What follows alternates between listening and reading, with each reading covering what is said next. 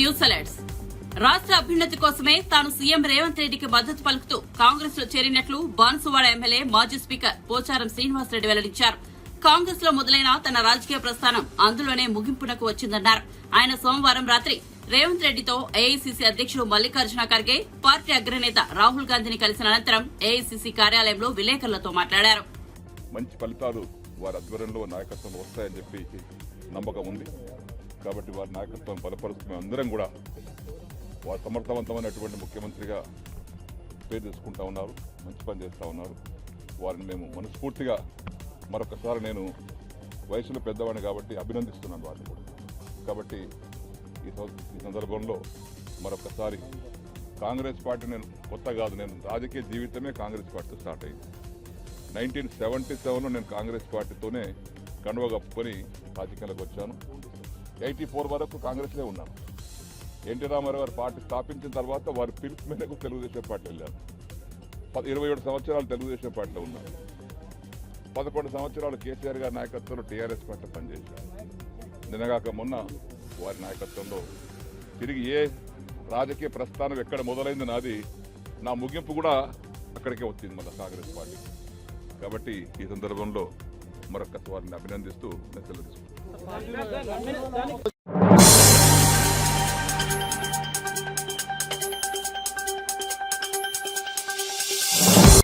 ప్రభుత్వం సబ్సిడీపై ప్యాకెట్ల రూపంలో ఇస్తున్న రేషన్ సరుకులను 10% తక్కువ తూకాలలో పేదలకు పంపిణీ చేస్తున్నట్లు తూనికలు, కొలతల శాఖ అధికారుల తనిఖీల్లో వెల్లడైంది. ఈ నెల 15న బాధ్యతలు చేపట్టిన రాష్ట్ర పౌర సరఫరాల శాఖ మంత్రి నాదెండ్ల మనోహర్ గుంటూరు జిల్లా తెనాలిలో ఆకస్మిక తనిఖీలు నిర్వహించిన సంగతి తెలిసిందే. కార్డుదారులకు సరఫరా చేస్తున్న కందిపప్పు, పంచదార, పామాయిల్ ప్యాకెట్లలో 50 నుంచి 80 గ్రాముల చొప్పున తూకాల్లో తేడాలను గుర్తించారు. దాంతో రాష్ట్ర వ్యాప్తంగా ఉన్న అన్ని ఎంఎల్ఎస్ పాయింట్లలో తనిఖీలు నిర్వహించి సమగ్రమైన నివేదిక సమర్పించాలని తూనికలు, కొలతల శాఖ అధికారులను ఆదేశించారు. అదేవిధంగా సివిల్ సప్లైస్ కార్పొరేషన్ ఎండీ గారితో మాట్లాడి రాష్ట్ర వ్యాప్తంగా ఉన్న 251 మండల్ లెవెల్ స్టాక్ పాయింట్స్లో లీగల్ మెట్రాలజీ విభాగం అధికారుల ద్వారా రాష్ట్ర వ్యాప్తంగా తనిఖీలు చేయమని నేను ఆ రోజు ఆదేశాలు ఇవ్వడం జరిగింది. దానికి అనుగుణంగా ఈ 251 స్టాక్ పాయింట్లలో తనిఖీలు చేసిన తర్వాత 189 కేసులు నమోదు చేశారు. వాటిలో చక్కెర పైన 110 కేసులు, 74 కేసులు కందిపప్పు పైన, 4 కేసులు పామాయిల్ పైన. ఈ తనిఖీల సమయంలో చాలా వరకు 10% తక్కువ ఉన్నాయి కొలతలు. దీంట్లో ఇది చాలా సీరియస్గా తీసుకోవాల్సిన అంశం. లీగల్ మెట్రాలజీ డిపార్ట్మెంట్ ప్రస్తుతం మేము చేసిన తనిఖీలు కందిపప్పు, చక్కెర, అదేవిధంగా పామాయిల్, కొన్ని సందర్భాల్లో ఆటా కూడా చేశాం. ఆశ్చర్యకరమైన విషయం ఏంటంటే ప్రజలు ఒక నమ్మకంతో ప్రభుత్వం ఏర్పాటు చేసిన ఈ పౌర సరఫరాల శాఖ ద్వారా పబ్లిక్ డిస్ట్రిబ్యూషన్ సిస్టమ్ పీడిఎస్ ద్వారా మనం రేషన్ షాపుల ద్వారా కానివ్వండి, ఈ మొబైల్ డెలివరీ యూనిట్ల ద్వారా కానివ్వండి, నాణ్యమైన సరుకు అన్ని ప్రాంతాలకి ప్రతి వినియోగదారుడికి ఎవరికైతే తెల్ల రేషన్ కార్డు ఉందో వాళ్ళందరికీ అందించే విధంగా ఒక అద్భుతమైన కార్యక్రమం చేయొచ్చు. అటువంటి కార్యక్రమాన్ని వీళ్ళు దుర్వినియోగం చేసి అవినీతికి పాల్పడే అంశాలు చాలా బాధాకరం. ఇది ఆరంభం మాత్రమే. ఇంకా చేయాల్సిన అతిపెద్ద కుంభకోణం బియ్యం విషయంలో. సో ఏ విధంగా ధాన్యం కొనుగోలప్పుడు రైతుకు అన్యాయం జరుగుతుందో, వినియోగదారుడికి చివరికి బియ్యం సరఫరా చేసేటప్పుడు కూడా అక్కడ కూడా పొరపాట్లు జరుగుతున్నాయి. చాలా స్పష్టమైన ఆధారాలు ఉన్నాయి. వాటిపైన దృష్టి సారిస్తాం. ముందుగా ఈ కమోడిటీస్ ఏవైతే సామాన్యులకు అందుబాటులో తీసుకురావడానికి మేము అందిస్తున్నామో వాటిపైన ముందు చెక్ చేద్దామని చేసాం.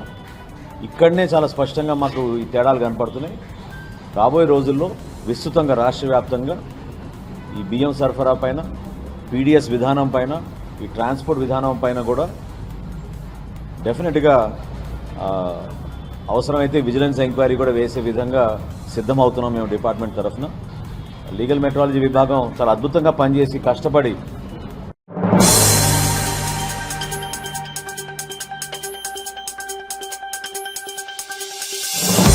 వైసీపీ అధినేత వైఎస్ జగన్ సొంత నియోజకవర్గం పులివెందులలో పర్యటిస్తున్నారు. దాదాపు 3 రోజుల నుండి పులివెందులలో పార్టీ కార్యకర్తలతో నాయకులతో భేటీ అవుతున్నారు. ఇదే సమయంలో స్థానిక ప్రజల సమస్యలను వింటున్నారు. ఈ క్రమంలో అక్కడికక్కడ పరిష్కారాలు చూపుతున్నారు. ఏపీలో మొన్న జరిగిన ఎన్నికల్లో ఓటమి తర్వాత రాష్ట్ర వ్యాప్తంగా వైసీపీ పార్టీ కార్యకర్తలపై దాడులు జరిగిన సంగతి తెలిసిందే. ఇదిలా ఉంటే పులివెందులలో పార్టీ కార్యకర్తలు నాయకులతో భేటీ అయిన సమయంలో వైఎస్ జగన్ కీలక సూచనలు చేసినట్లు వైసీపీ సోషల్ మీడియా విభాగం సంచలన పోస్ట్ పెట్టడం జరిగింది. పులివెందులలో వైఎస్ఆర్సీపీ అధినేత వైఎస్ జగన్ 3వ రోజు పర్యటన.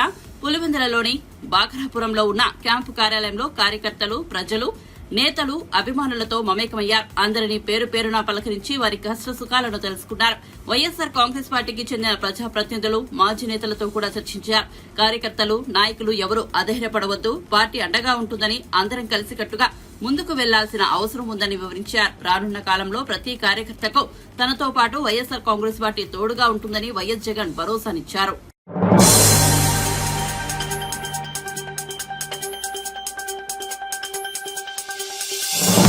తెలంగాణలో ఓట్ షేర్ పెంచుకున్నామని, సుస్థిర పాలన అందిస్తున్నామని మంత్రి కోమిటిరెడ్డి వెంకటరెడ్డి తెలిపారు. 2018 నుంచి రీజనల్ రింగ్ రోడ్ పై చర్చ జరుగుతుంది, కానీ ముందుకు కదలడం లేదని ఆయన తెలిపారు. తమ ప్రభుత్వం వచ్చాక regional ring road election code వల్ల ఆలస్యమైందని, హైదరాబాద్ విజయవాడ రహదారిని 6 లైన్ల రహదారిగా మార్చాలని అన్నారు. ఈ మార్గంలో రోజుకి 60,000 వాహనాలు తిరుగుతున్నాయని తెలిపారు. 17 ప్రమాద జోన్లను గుర్తించామని కోమిటిరెడ్డి వెంకటరెడ్డి తెలిపారు. త్వరగా హైదరాబాద్ విజయవాడ రహదారిని 6 లైన్ల రహదారి పనులు చేపట్టాలని కోరామని చెప్పారు. రీజనల్ రింగ్ రోడ్ కోసం ప్రత్యేక సమావేశం పెడతామని చెప్పారని, 16 రోడ్లు పెండింగ్ లో ఉన్నాయని, నూతన జాతీయ రహదారుల కోసం మరో సమావేశం ఏర్పాటు చేస్తామని వెల్లడించారని ఆయన తెలిపారు. దాని తర్వాత దాన్ని కూడా కంటిన్యూ చేసి మ్యాక్సిమం వర్క్స్ కొత్త నేషనల్ హైవే సిస్టానికి వారు మరొక మీటింగ్ పిలుస్తానని చెప్పడం జరిగింది. ఇంకొకటి హైదరాబాద్లో మీకు తెలుసు, ఉప్పల్కి వెళ్ళి గట్కేసర్ పోయే ఫ్లైఓవర్ 5-6 సంవత్సరాల క్రితం స్టార్ట్ అయ్యి ఇప్పటికీ 40% పనులు మాత్రమే పూర్తయింది. దాని మీద కూడా మంత్రి గారి దృష్టికి తీసుకొస్తే వారు అక్కడ ఉన్న అధికారులకు ఆదేశాలు ఇచ్చిండు.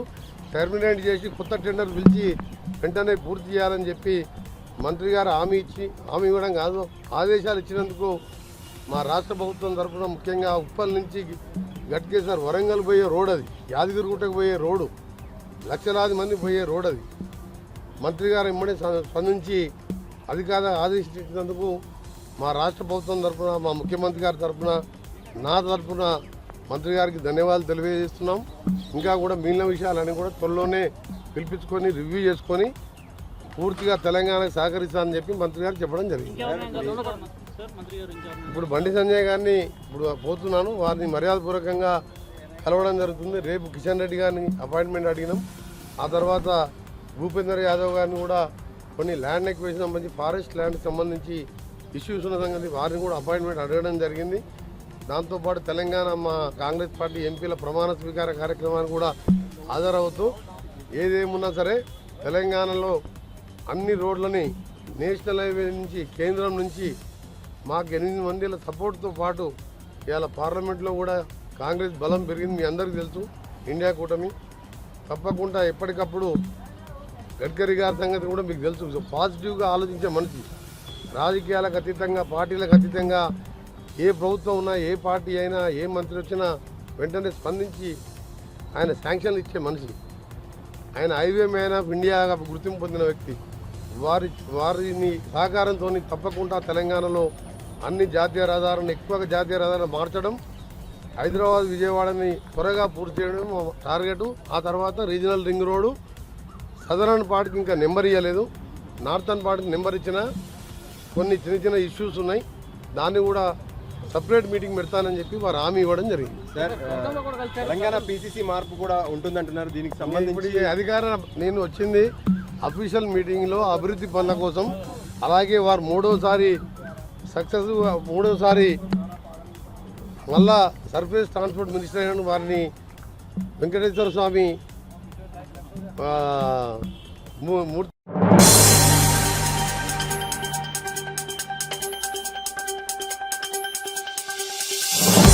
పార్టీ ఫిరాయింపులపై బీఆర్ఎస్ నేతలు మాట్లాడుతుంటే నవ్వు వస్తోందని కాంగ్రెస్ సీనియర్ నేత, ప్రభుత్వ సలహాదారు షబ్బీర్ అలీ అన్నారు. సోమవారం ఆయన గాంధీభవన్లో మీడియాతో మాట్లాడుతూ బట్టి విక్రమార్కకు ప్రతిపక్ష నేత హోదా లేకుండా చేసింది కేసీఆర్ కాదా అని ప్రశ్నించారు.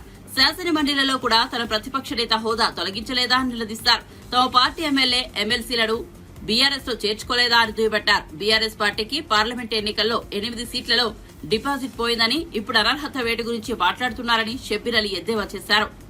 రాష్ట్ర ప్రభుత్వం డెఫినెట్ గా ఈ కోల్ మైన్స్ కు కాపాడాలా. ఇది నిజాం సర్కార్ తీసుకొచ్చినది. ఇది మన ఇండిపెండెంట్ కంటే ముందు నిజాం సర్కార్ ఆ పీరియడ్లో సింగరేణి మన దగ్గర ఉన్నది, వేరే ఏ రాష్ట్రంలో లేదు. ఎందుకంటే ఇది నిజాం సర్కార్, అప్పుడు నిజాం ప్రభుత్వం మొదలుపెట్టింది సింగరేణి కాలేజ్. ఆయన హయాంలో ఎట్లా బిల్డింగ్స్ కట్టినారు, ఎలాంటి గెస్ట్ హౌస్లు ఉన్నాయి, వాళ్ళ వర్కర్స్కు ఫెసిలిటీ. కానీ 10 సంవత్సరాల్లో వాళ్ళకు ఇల్లు కట్టియలేదు, వాళ్ళ వెల్ఫేర్ చూడలేదు. అన్ని విధంగా ఆ మైన్కు కేంద్ర ప్రభుత్వంతో ప్రైవేటీకరణగా బిల్ మీద సంతకం పెట్టింది పార్లమెంట్లో కేసీఆరే. ఇవాళ ఏమో అన్ని అబద్ధాలు మాట్లాడుతందుకు వస్తున్నారు. ప్రజలు గమనించి అందు గురించే మీకు 8 చోట డిపాజిట్లు పోయింది, ఒక్క సీట్ గెలవలేకపోయినారు. ఓటింగ్ పర్సెంటేజ్ కూడా 16%కి వచ్చింది, అంత తగ్గిపోయింది. కాబట్టి ఇవాళ బీఆర్ఎస్ నాయకులు ఎవ్వరు కూడా మాట్లాడేవాళ్ళు ఖబర్దార్. ఒకసారి ఆకాశం మీద చూడండి, మీరు చేసిన పొరపాట్లు ఎంత, ఈ సమాజాన్ని ఎట్లా నష్టం చేసినారు. కొత్త రాష్ట్రం తెలంగాణను బర్బాద్ చేసినారు. అంతా మార్కెట్లో సేల్ ఫర్ సేల్ అన్నట్టు ఎమ్మెల్యే ధర ఇంత, ఎంపీ ధర ఇంత, చైర్మన్ ధర అంటే అట్లా పెట్టి అంగడి బజార్లో కొనుక్కొచ్చినట్టుగా కొనుక్కుపోయినప్పుడు ఈ వ్యవస్థని చెడగొట్టింది కేసీఆర్. కేసీఆర్కు జనం పనిష్మెంట్ ఇచ్చినారు, ఇంకా ఇవాళ ఈ భూస్థాపం చేస్తారని కూడా నేను మా తెలంగాణ ప్రజల మీద నాకు ఆశ ఉంది, నమ్మకం ఉంది, చేస్తారు. మీరేమన్నా అడగాలంటే అడగండి. Thank you. ये डाल दो ये सबको media. Pocharam Srinivas Reddy is a very senior. గతంలో టీడీపీ తర్వాత బీఆర్ఎస్ నాయకుడైన కాంగ్రెస్ పార్టీ చేస్తున్న రైతు సంక్షేమ పథకాలు కానీ, అన్ఎంప్లాయ్మెంట్కు 100 రోజుల్లో 31,000 యువకులకు జాబ్స్ ఇవ్వడం కానీ, అలాంటివి చూసి ఆకర్షి కాంగ్రెస్ పార్టీలో వచ్చినందుకు బీఆర్ఎస్ నాయకుల్లో కేటీఆర్ కానీ, హరీష్ రావు కానీ, ఇంకా ఇతర నాయకులు మాట్లాడుతుంటే నవ్వాలనా ఏడవాలనా, సిగ్గు శరం ఉందా ఈ నాయకులకు అని మీ ప్రెస్ ద్వారా నేను వాళ్ళకు తెలియజేస్తున్నాను. ఈ సమాజానికి, యావత్ తెలంగాణ సమాజానికి, ప్రజాస్వామ్యానికి కూని చేసింది కేసీఆర్. ఈ డిఫెక్షన్ అని నేర్పించింది కేసీఆర్. ఎంపీ నుంచి మొదలు పెట్టుకుంటే ఒక సర్పంచ్ లేదు, గ్రామ పంచాయత్ మెంబర్ వరకు డిఫెక్షన్ చేసింది కేసీఆర్. కలిశం చేసినట్టు మొత్తం సిస్టమ్నే ఖరాబ్ చేసింది కేసీఆర్. నడి బజార్లో పెట్టి పనిష్మెంట్ చేయాలా కేసీఆర్ని. ఎంత మంచి తెలంగాణ, ఈ వ్యవస్థని చెడగొట్టినారు. ఇవాళ నేను మీ డాక్యుమెంట్స్తో సహా మీకు మొత్తం అందజేస్తాను. ఆయన 2014లో గవర్నమెంట్ వచ్చిన ఆయన ప్రభుత్వం 2 జూన్కు తీసుకునగానే సేమ్ డే 2 జూన్ 2014లో 2 ఎమ్మెల్యేలను, ఇంద్రకరణ్ రెడ్డి అలాగే మన కోనప్ప, ఇద్దరిని డిఫెక్ట్ చేయించినారు. సేమ్ డే ముఖ్యమంత్రి కాగానే ఇద్దరిని బోని చేసినాడు. దాని తర్వాత మొత్తం 14 and 18 పీరియడ్లో 5 yearsలో ఎంపీస్ 4, ఎమ్మెల్యేస్ 25, ఎమ్మెల్సీస్ 18, టోటల్ 47 వ్యక్తులకు ఆయన డిఫెక్ట్ చేయించారు. దీంట్లో ఫస్ట్ టర్మ్, సెకండ్ టర్మ్లో మళ్ళా 14, Congress 12 MLAs and 2 from TDP నుంచి. అలాగే జిల్లా పరిషత్ చైర్మన్స్, జెడ్పీటీసీ మెంబర్,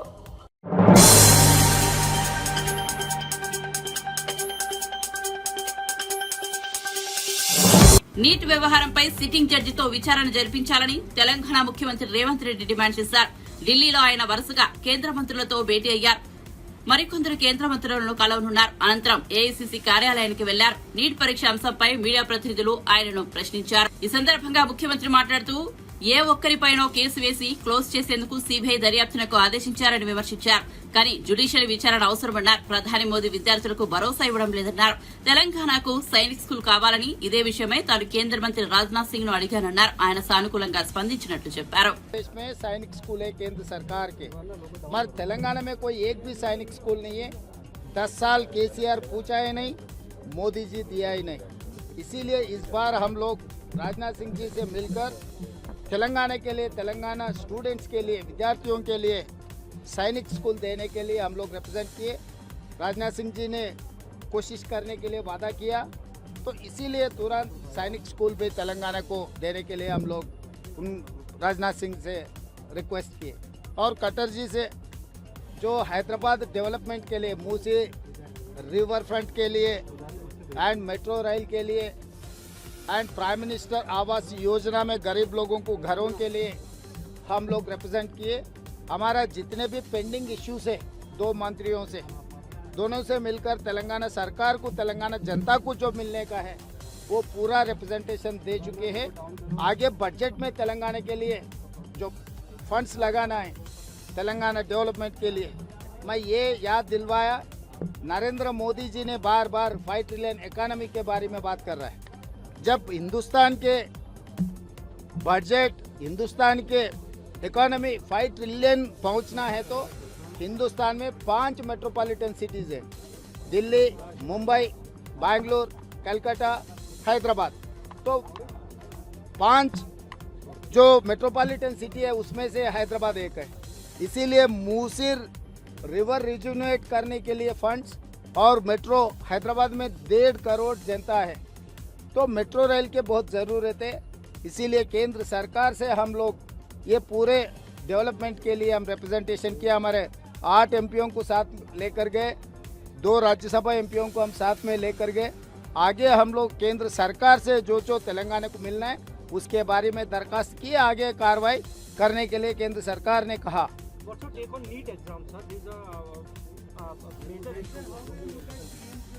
तो मैं साफ कहना चाहता हूँ, ये सरकार बिल्कुल फेल हो गई एग्ज़ाम कंडक्ट करने में। दूसरी हाथ से सरकार किसी के ऊपर इल्ज़ाम लगा दे के केस को दबाने के लिए कोशिश कर रहा है। इसीलिए कांग्रेस पार्टी जो डिमांड किया सिटिंग जज को रखकर जो कार्रवाई करना है, तो हम कांग्रेस के पार्टी तरफ से तेलंगाना मुख्यमंत्री के नाते हम लोग केंद्र सरकार को ये डिमांड कर रहा है, ये सरकार के नाकामयाबी, किसी के ऊपर इल्ज़ाम रख के किसी को केस में रख दे के केस जो क्लोज करने के लिए सीबीआई को देकर ये केस ख़त्म करने के लिए, भरी करने के लिए जो कोशिश कर रहा है, ये ठीक नहीं है। ये कंप्लीट जुडिशियल इंक्वायरी होना चाहिए।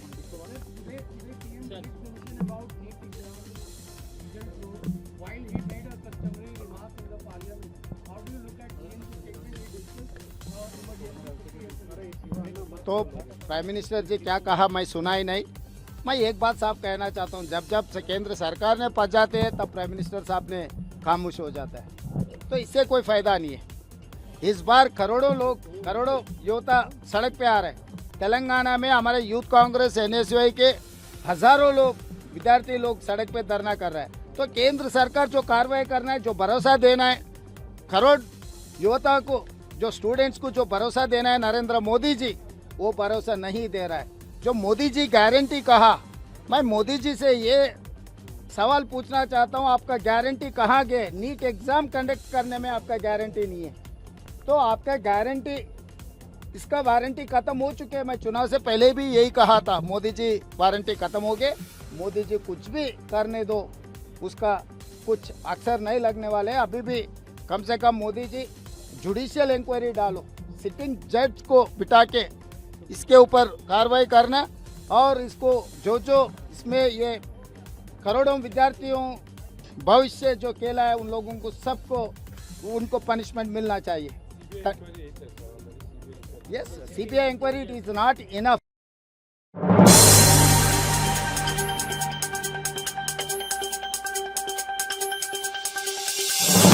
कांग्रेस पार्टी పార్టీలో జగిత్యాల ఎమ్మెల్యే సంజయ్ కుమార్ చేరిక పట్ల తాను తీవ్ర మనస్తాపానికి గురయ్యానని, ఈ విషయాన్ని పార్టీ అధిష్టానం దృష్టికి తీసుకెళ్తారని కాంగ్రెస్ సీనియర్ నేత ఎమ్మెల్సీ జీవన్ రెడ్డి అన్నారు. పార్టీ వీడుతారనే ప్రచారం నేపథ్యంలో మంత్రి శ్రీధర్ బాబు ఆయన నివాసానికి చేరుకుని బుజ్జగించారు. అనంతరం జీవన్ రెడ్డి మీడియాతో మాట్లాడుతూ పార్టీ నియమ నిబంధనలను పాటిస్తానన్నారు. కానీ సంజయ్ చేరికపై కార్యకర్తల మనోభావాలను పట్టించుకోలేదని ఆవేదన వ్యక్తం చేశారు. ఇంతకాలం పార్టీ కోసమే పనిచేశానని, కార్యకర్తల మనోభావాలను గౌరవించాల్సిన బాధ్యత తనపై ఉందన్నారు. తన భవిష్యత్తు కోసం కాలం నిర్ణయిస్తోందన్నారు. పార్టీలో జరుగుతున్న పరిణామాలను అందరూ గమనిస్తున్నారు. ఇలా కార్యకర్తలు ముఖ్యంగా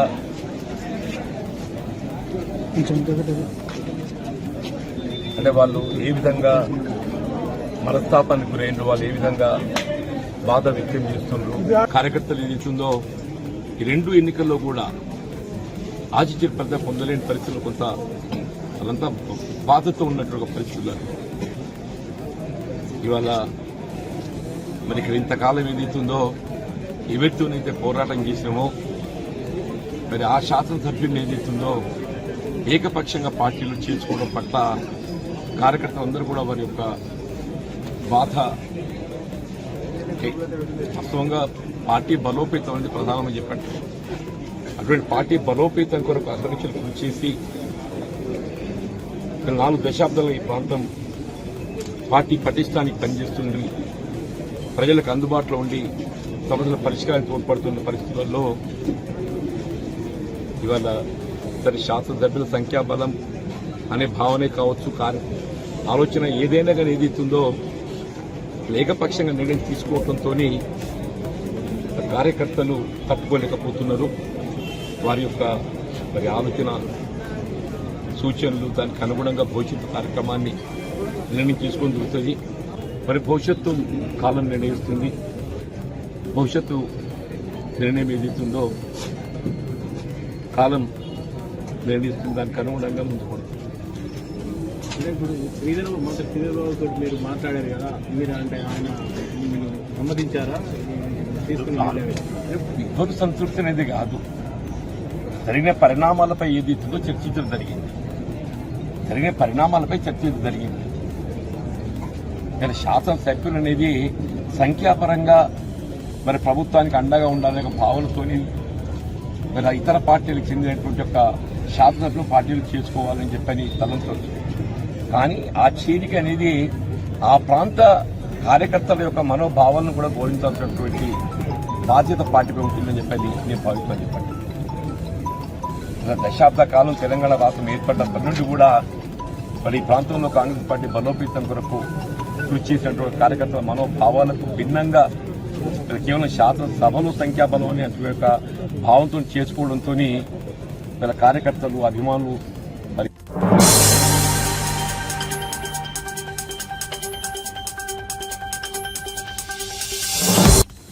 అయోధ్య రామాలయం ప్రాణప్రతిష్ఠ జరిగి 6 నెలలు కూడా గడవక ముందే ఆలయ పైకప్పు లీక్ అవుతోంది. శనివారం అర్ధరాత్రి అయోధ్యలో కురిసిన తొలి భారీ వర్షానికి నీళ్లు గర్భగుడిలోకి ప్రవేశించాయి. ఇందుకు సంబంధించిన ఫోటోలు బయటకొచ్చాయి. కాగా నీరు లీక్ అవుతోందని ఆలయ ప్రధాన పూజారి ఆచార్య సత్యేంద్రదాస్ సోమవారం వెల్లడించారు. దేశం నలుమూలల నుంచి వచ్చిన ఇంజనీర్లు రామాలయాన్ని నిర్మిస్తున్నారని, అయినప్పటికీ నీళ్లు లీక్ అవడం ఆశ్చర్యానికి గురిచేస్తోందన్నారు.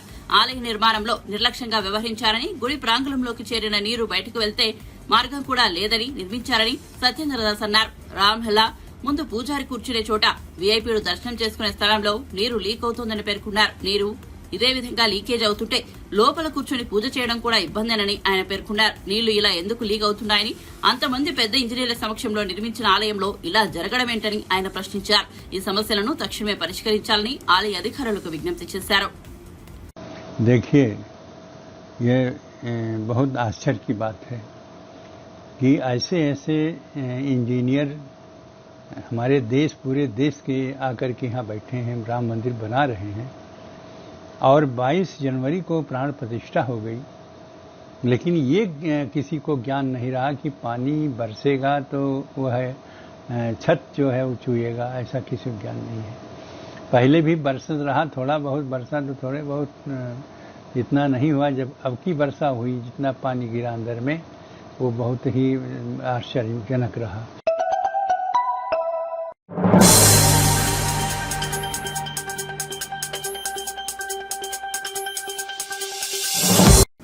T20 వరల్డ్ కప్ 2024లో టీమిండియా జైత్రయాత్ర కొనసాగుతోంది. వరుసగా 6వ విజయాన్ని అందుకుంది. సోమవారం జరిగిన ఉత్కంఠభరిత మ్యాచ్లో ఆస్ట్రేలియాను ఓడించి సగర్వంగా సెమీస్ లో అడుగుపెట్టింది. కెప్టెన్ రోహిత్ శర్మ 41 బంతుల్లో 92 పరుగులు బాదడం, బౌలర్లందరూ సమిష్టిగా రాణించడంతో ఈ మ్యాచ్ లో భారత్ ఘన విజయం సాధించింది. తొలుత బ్యాటింగ్ చేసి భారత్ నిర్దేశించిన 206 పరుగుల లక్ష్యాన్ని ఆసీస్ ఛేదించలేకపోయింది. నిర్ణీత 20 ఓవర్లలో 7 వికెట్లు కోల్పోయి 151 పరుగులు మాత్రమే చేయగలిగింది. దీంతో భారత్ 24 పరుగుల తేడాతో జైకేతనం ఎగరవేసింది. భారీ లక్ష్య సాధనలో ఆసీస్ ఓపెనర్ రావిడ్ హెడ్ అద్భుతంగా ఆడాడు. కేవలం 43 బంతుల్లోనే 76 పరుగులు బాదాడు. ఇక కెప్టెన్ మిచెల్ మార్ వేగంగా ఆడి 37 పరుగులు రాబట్టాడు. వీరిద్దరూ క్రీజ్ లో ఉన్నంతసేపు మ్యాచ్ ఆసీస్ వైపే ఉన్నట్టుగా అనిపించింది. అయితే భారత స్పిన్నర్ కుల్దీప్ యాదవ్ కీలక సమయంలో 2 ముఖ్యమైన వికెట్లు తీసి మ్యాచ్ స్వరూపాన్ని మార్చివేశాడు. ఆ తర్వాత హర్షదీప్ సింగ్ 3 వికెట్లు, బుమ్రా 1 వికెట్ పడగొట్టడంతో ఆస్ట్రేలియా కష్టాల్లో పడింది. నిర్ణీత 20 ఓవర్లలో 181 పరుగులకు మాత్రమే పరిమితమైంది. మిగతా ఆసీస్ బ్యాటర్లలో David Warner 6, Glenn Maxwell 20, Marcus Stoinis 2, Tim David 15, Matthew Wade 1, Pat Cummins 114, Mitchell స్మార్ట్స్ 4 చొప్పున పరుగులు చేశారు. ఇక భారత బౌలర్లలో హర్షదీప్ సింగ్ 3, కుల్దీప్ యాదవ్ 2, జస్ప్రీత్ బుమ్రా, అక్షర్ పటేల్ చెరో వికెట్ చొప్పున తీశారు.